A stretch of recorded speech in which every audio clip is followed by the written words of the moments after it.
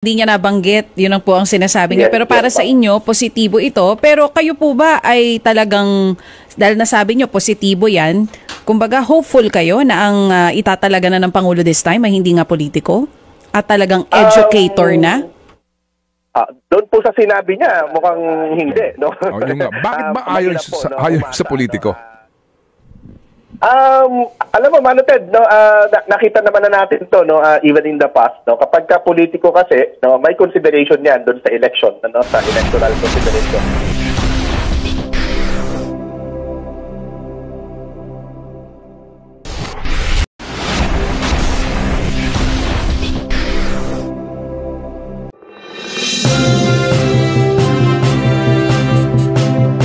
Good morning, Benjo.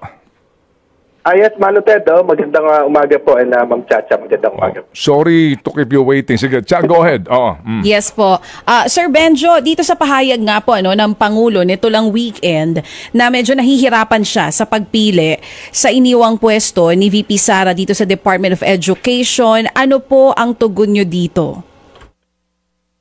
Well, sa tingin namin, sa totoo, medyo positive po ito, dahil siyempre, ibig sabihin, pinag-iisipan ng mabuti ng Pangulo, at isa pa ay pwede po nating sabihin na siya ay nakikinig dun sa clamor ng mga tao na mag-appoint ng isang competent, ng isang mahusay na manager, administrator nga yung term niya, and sinabi niya rin na isang educator. So, ibig sabihin, yung dalawa doon sa aming tatlong criteria ay nabanggit mismo ng Pangulo. Isa lang din niya nabanggit at mukhang safe siya doon.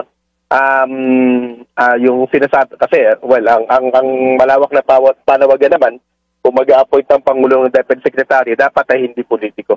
So, doon medyo tahimik yung Pangulo. Yun lang ang di niya nabanggit. Yun ang po ang sinasabi niya. Yes, Pero para sa inyo, positibo ito. Pero kayo po ba ay talagang, dahil nasabi niyo positibo yan, kumbaga hopeful kayo na ang itatalaga na ng Pangulo this time ay hindi nga politiko?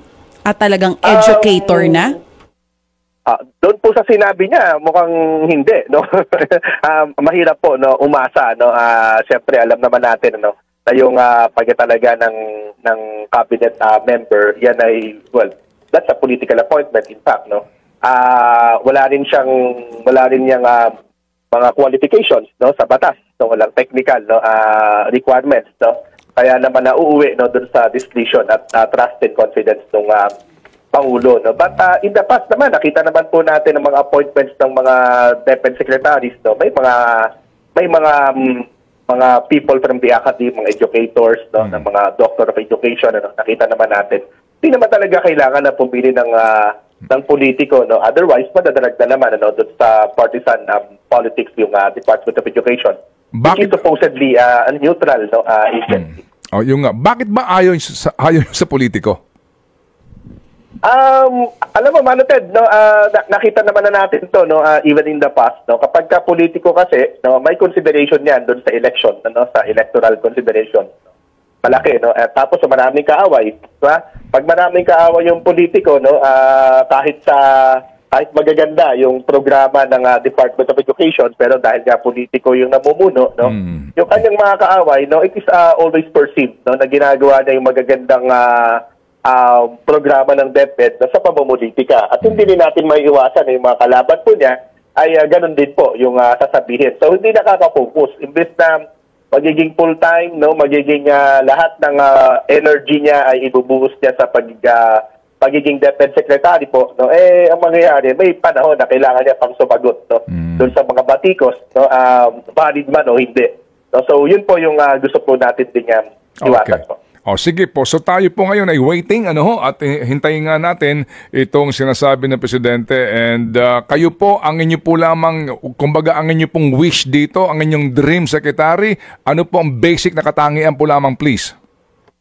Ay dapat po yung mga tao at alam po yung kanyang trabaho sa Department of Education at ang puso ay pusong guro at everything follows kapag gayon po. Of course, given yung mga managerial skills, given po yan. Given yung kanyang education qualification, So, kasi maraming problema yung DepEd, maraming issue, yung ating yung ating education sector. At of course, alam din naman namin na limitado rin naman yung power ng DepEd Secretary. No? Pero kung ang DepEd Secretary ay magiging kaisa ng ating mga guro para dito sa mga usapin na ito na isinusulong, abay napakalaki pagkagaan sa aming pong buhay bilang mga guro. Sige po, salamat na marami ka, Benjo, sa inyong panahon sa ating pong programa. Thank you, sir. Yes, sir. Maraming salamat po, Mano Ted, DJ Chacha. Okay, si Benjo Basas po ang chairperson ng ng Teachers Dignity Coalition. Kung meron man kayong mga komento tungkol sa mga isyong ito, maaari kayong magbigay ng mga reaksyon sa comment section na makikita sa ibaba ng bidyong ito.